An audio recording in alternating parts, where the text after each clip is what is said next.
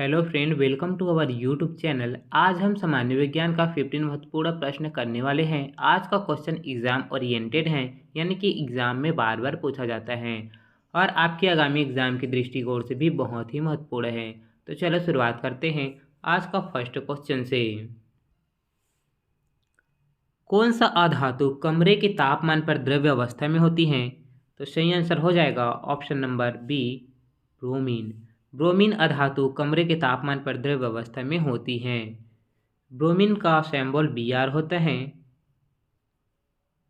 अगर क्वेश्चन में पूछा जाता कि कौन सा धातु कमरे के तापमान पर द्रव्य अवस्था में होती है, तो आंसर होता पारा।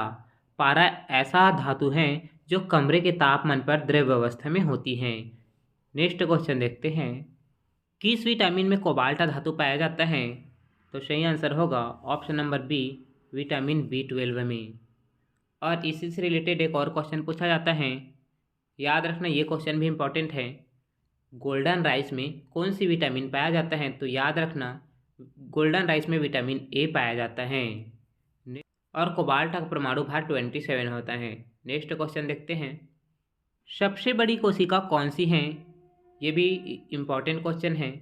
सबसे बड़ी कोशिका शुतुरमुर्ग का अंडा होता है। अगर क्वेश्चन में पूछा जाता कि सबसे लंबी कोशिका कौन सी है, तो याद रखना सबसे लंबी कोशिका पूछा जाएगा तो सबसे लंबी कोशिका तंत्रिका तंत्र यानी कि न्यूरॉन्स होती हैं। नेक्स्ट क्वेश्चन देखते हैं, कौन सा विटामिन जल में घुला हुआ है? तो सही आंसर होगा option number A, vitamin B और सी जल में घुला हुआ होता है। अगर पूछा जाएगा कि कौन से विटामिन वर्षा में घुलनशील हैं, तो याद रखना वर्षा में घुलनशील विटामिन के, विटामिन ई, विटामिन डी और विटामिन ए। केड़ा केड़ा जो है वो वर्षा में घुला हुआ है। नेक्स्ट क्वेश्चन देखते हैं, जीव द्रव्य का नामकरण किसने किया था? तो सही आंसर होगा ऑप्शन नंबर बी, पुरकिंजे ने। जीव द्रव्य का नामकरण पुरकिंजे ने सन 1839 में किया था। कोशिका के कोशिका झिल्ली के अंदर संपूर्ण पदार्थों को जीव द्रव्य यानी कि प्रोटोप्लाज्मा कहते हैं।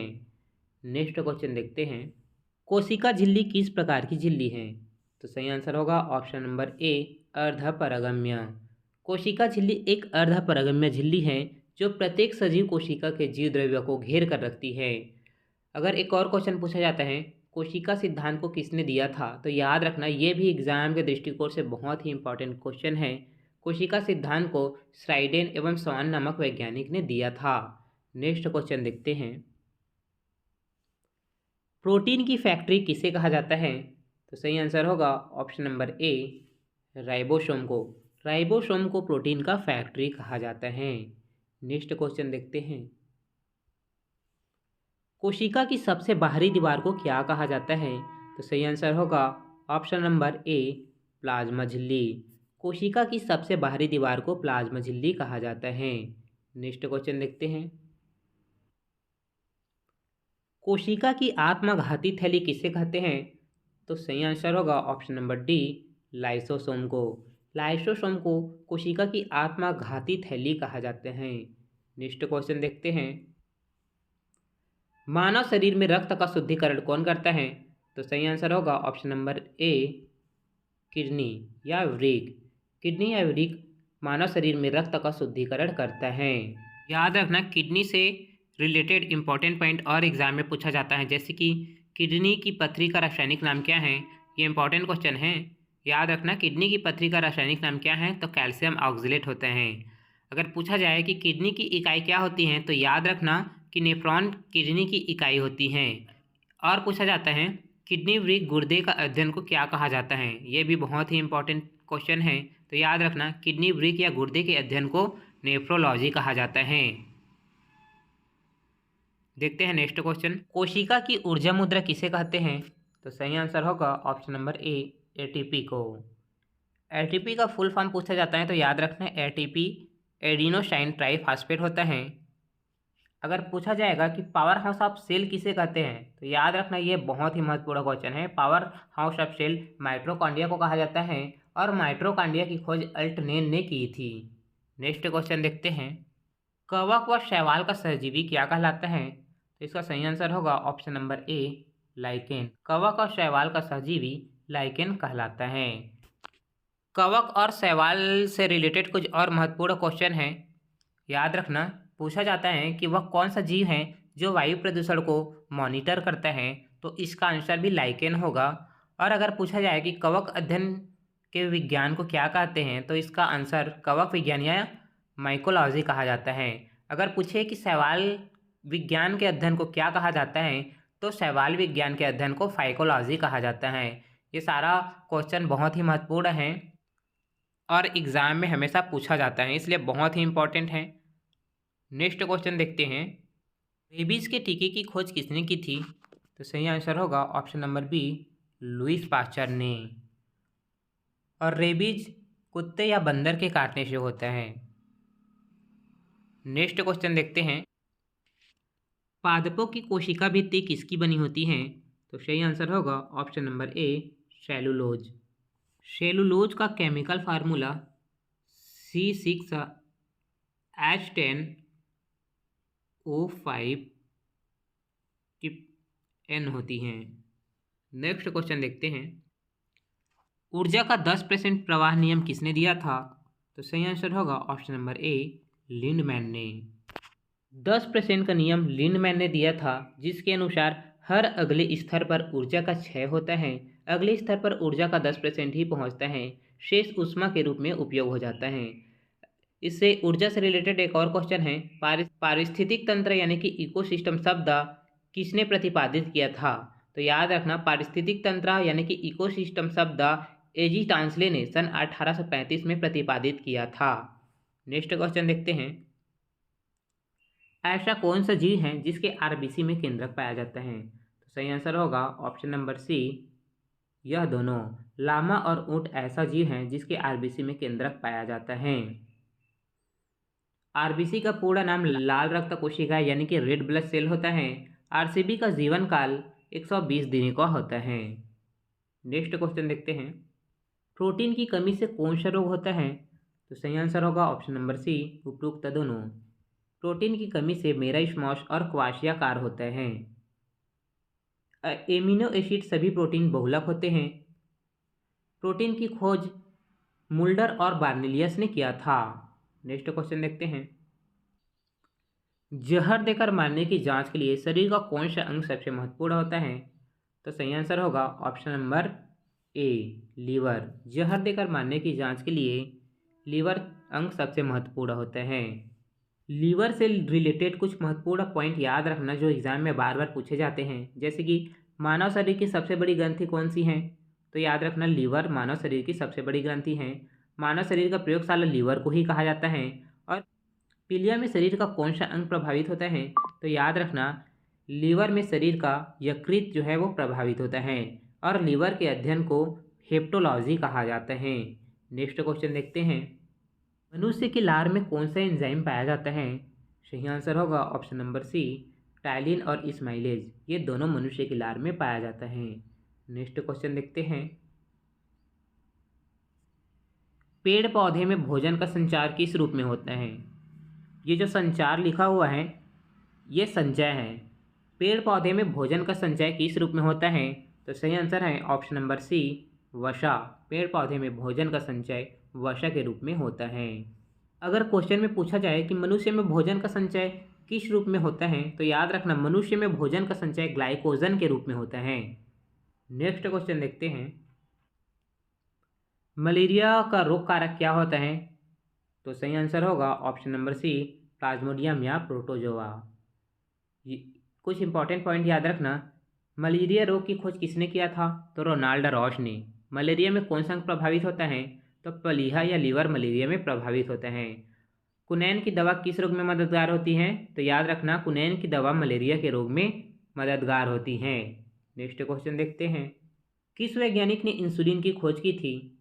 तो इसका सही आंसर होगा ऑप्शन नंबर सी, उपयुक्ता दोनों। बेस्ट और बैटिंग ने इंसुलिन की खोज की थी। इंसुलिन की कमी से मधुमेह नामक रोग हो जाता है। मानव शरीर में इंसुलिन का निर्माण अग्नाशय में होता है। जितना भी क्वेश्चन करवा रहा हूँ सारा क्वेश्चन एग्जाम ओरिएंटेड है, इसलिए ध्यानपूर्वक पढ़िए। नेक्स्ट क्वेश्चन है, स्फिग्नोमेनोमीटर का उपयोग कहाँ होता है? तो सही आंसर होगा ऑप्शन नंबर ए, रक्तचाप मापन में। मानव शरीर का रक्तचाप 120/80 ऑफ Hg होता है। बहुत ही महत्वपूर्ण क्वेश्चन है, याद रखना। देखते हैं नेक्स्ट क्वेश्चन। MRI का फुल फॉर्म क्या है? तो सही आंसर होगा ऑप्शन नंबर ए, मैग्नेटिक रिजोनेंस इमेजिंग। अगर पूछा जाए सीटी स्कैन का पूर्ण रूप कंप्यूटेड टोमोग्राफी कहलाता है। नेक्स्ट क्वेश्चन देखते हैं। भूख, प्यास, प्यार और नफरत का केंद्र क्या होता है? तो सही आंसर होगा ऑप्शन नंबर सी, हाइपोथैलेमस। भूख, प्यास, प्यार और नफरत का केंद्र हाइपोथैलेमस होता है। नेक्स्ट क्वेश्चन देखते हैं। ब्लू बेबी सिंड्रोम किसकी अधिकता से होता है? तो सही आंसर होगा option number B, nitrate. Nitrate की अधिकता से ब्लू बेबी सिंड्रोम होता है और नाइट्रेट का फार्मूला NO3 होता है। नेक्स्ट क्वेश्चन देखते हैं। हड्डी को मांसपेशियों से कौन जोड़ता है? तो सही आंसर होगा ऑप्शन नंबर बी, टेंडिन। टेंडिन जो है हड्डी को मांसपेशियों से जोड़ता है। अगर क्वेश्चन में पूछा जाता कि हड्डी को हड्डी से कौन जोड़ता है, तो इसका सही आंसर होता लिगामेंट। लिगामेंट जो है वो हड्डी को हड्डी से जोड़ता है। नेक्स्ट क्वेश्चन देखते हैं।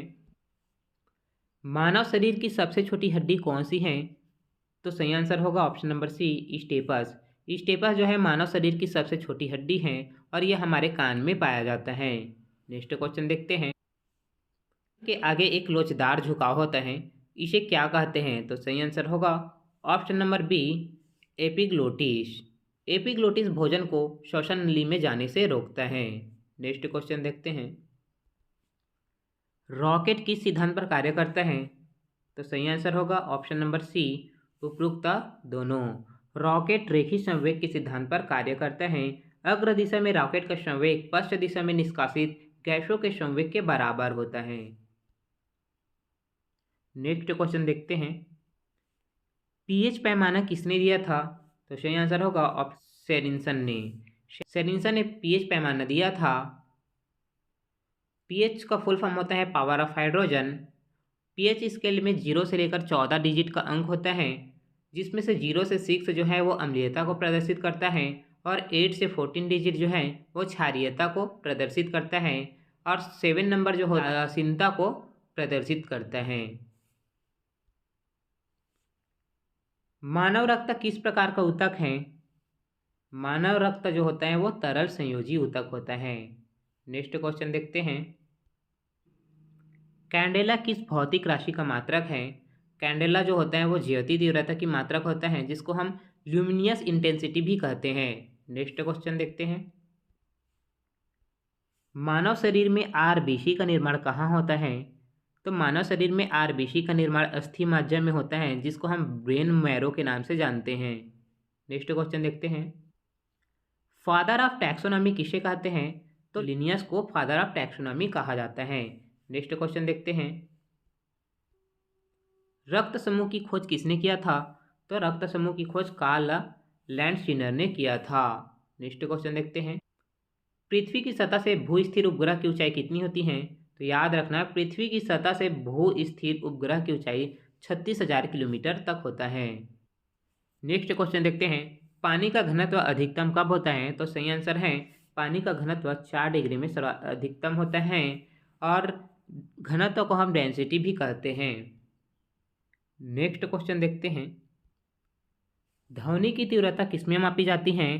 तो सही आंसर है ध्वनि की तीव्रता डेसिबल में मापी जाती है। अगर पूछा जाता कि ध्वनि की स्पीड किस में मापी जाती है, तो याद रखना ध्वनि का स्पीड को मैक में मापी जाती है। नेक्स्ट क्वेश्चन देखते हैं। पीतल किसकी मिश्र धातु है? तो पीतल तांबा और जस्ते का मिश्र धातु है।